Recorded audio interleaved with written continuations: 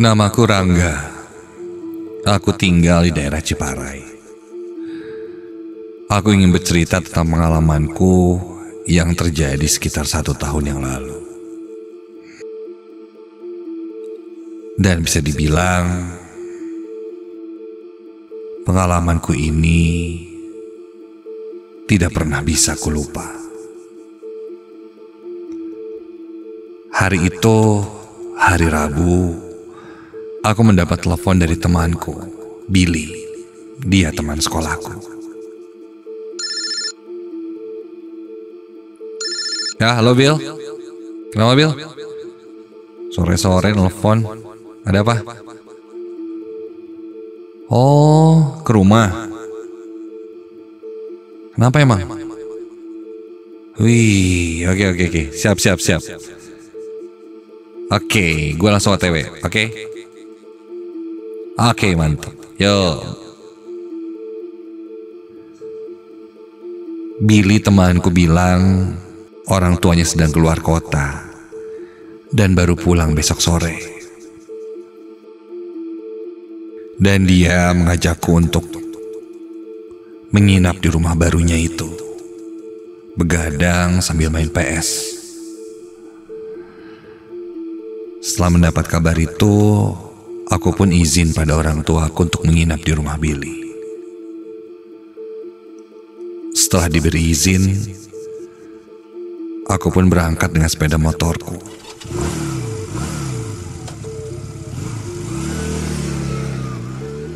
Rumahku dan rumah barunya Billy ini hanya beda kecamatan. Jadi sebenarnya tidak begitu jauh. Selepas maghrib aku pun sampai di rumah Billy.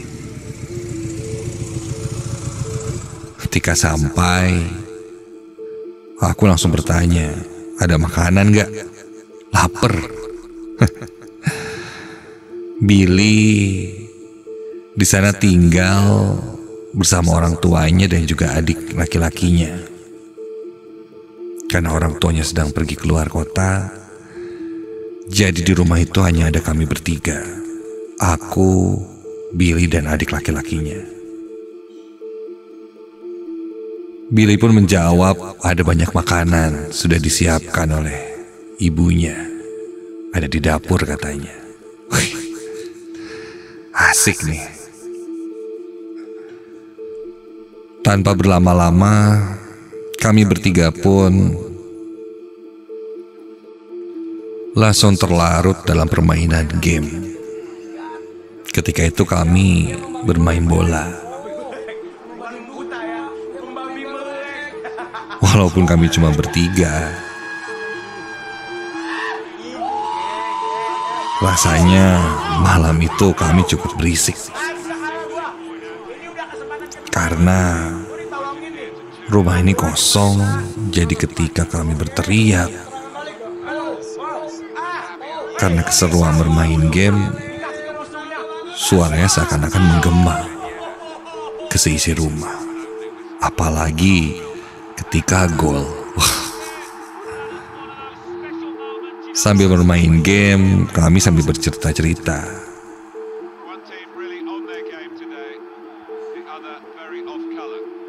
Sampai akhirnya tak terasa sudah jam 1 dini hari. Bill, minum habis nih. Di mana bawanya? Billy pun menyuruhku mengambil sendiri di ruang makan.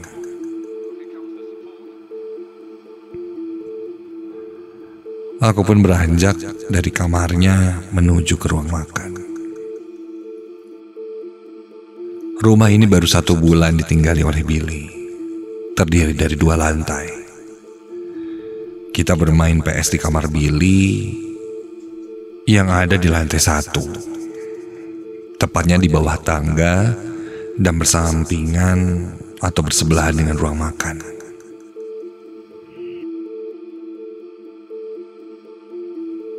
Aku masuk ke ruang makan mengambil air minum, dan ketika itu entah kenapa aku sedikit merinding. bergidik ngeri ketika melihat ada sebuah kaca besar yang mengarah langsung ke taman belakang yang gelap. Mungkin Billy lupa menutup tirainya. Dan ketika aku mengisi gelasku,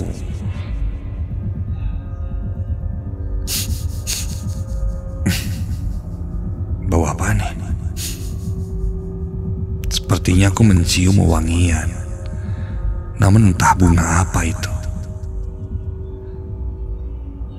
Mungkin ini pertama kalinya aku mencium wangi seperti ini. Seperti bunga, tapi bunga apa ya? Ketika mencium wangian itu, bulu kuduku berdiri, berinding. Aku bergegas kembali ke kamar Billy untuk bermain game lagi. Namun entahlah, saat itu aku tidak fokus. Pikiranku melayang, memikirkan hal-hal aneh ketika itu. Gara-gara ku cium bau wangian yang entah apa itu.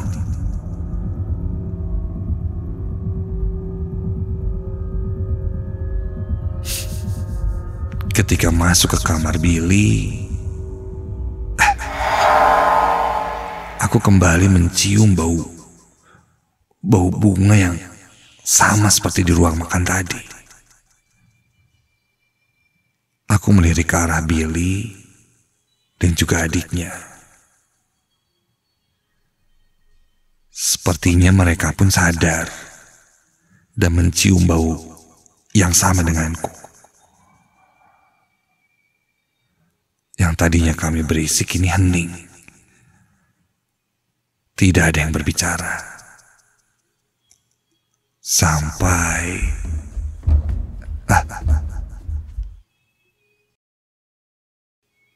di dalam keheningan,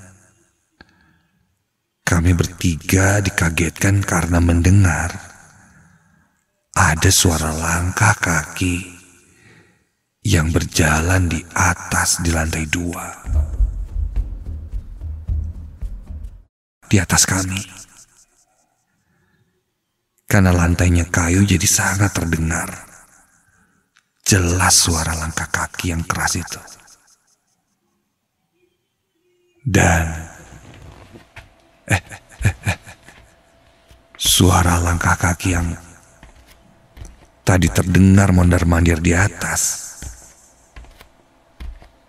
kini terdengar perlahan menuruni tangga. Iya,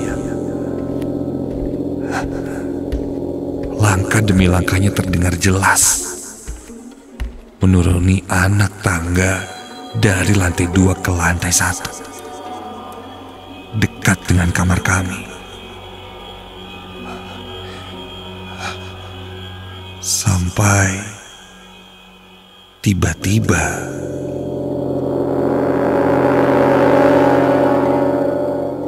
suara langkah kaki itu pun hilang. Seakan sudah selesai menuruni tangga, dan kini langkahnya tidak terdengar lagi di lantai keramik. Kami bertiga terdiam, saling menatap.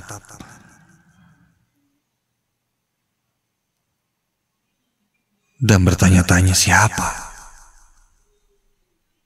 Suara langkah kaki siapa itu?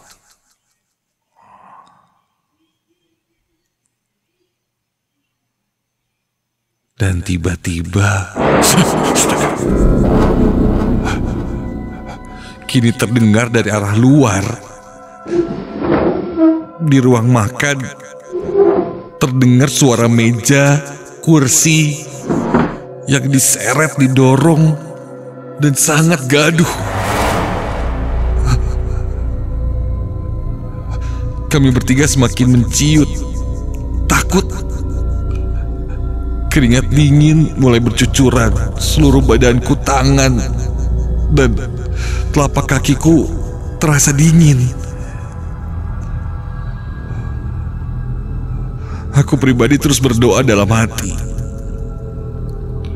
Suara gaduh di luar itu pun lama-kelamaan hilang.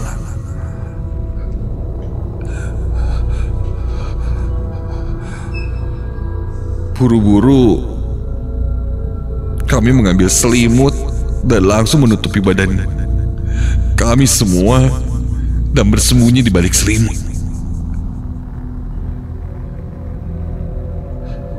Berusaha untuk tidak melihat apa yang terjadi di luar sana. Badanku gemetar. Belum selesai sampai di sana,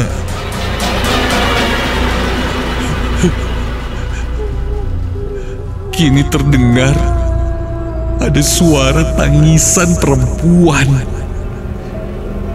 yang menangis kesakitan.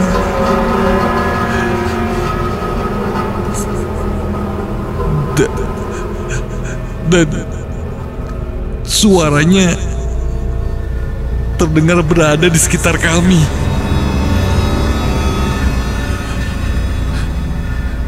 Billy berbisik padaku, dia bilang, sepertinya suara itu berasal dari arah jendela kamar ini. Iya.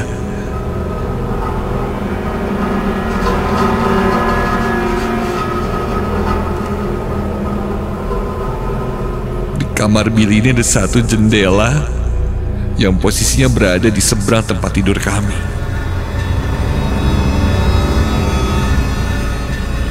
Rintihan tangisan yang menyeramkan itu masih terdengar.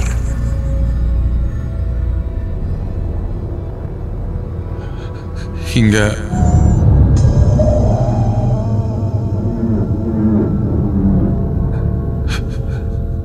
suara itu pun hilang.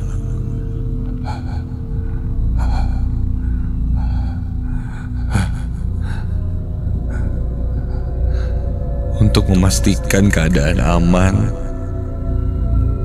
aku pun coba untuk melihatnya.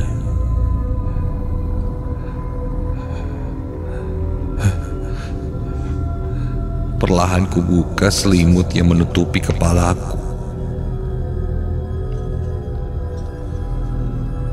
Dan ketika ku lihat ke arah jendela, astaga!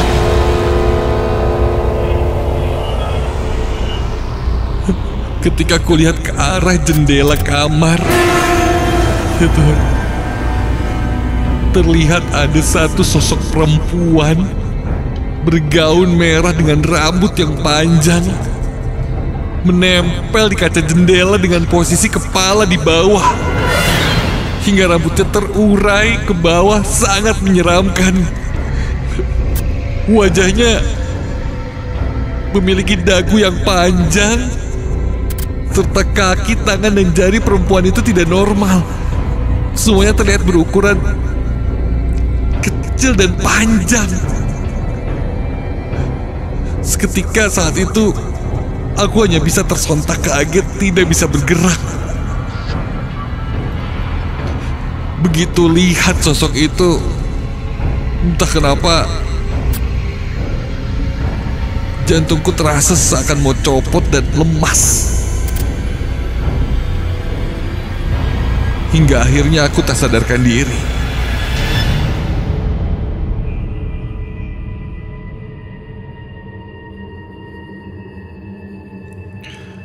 Ketika aku terbangun, keesokan harinya kulihat Billy, adiknya, dan tetangga yang tak jauh dari rumah Billy, juga seorang ustadz ada di sekitarku.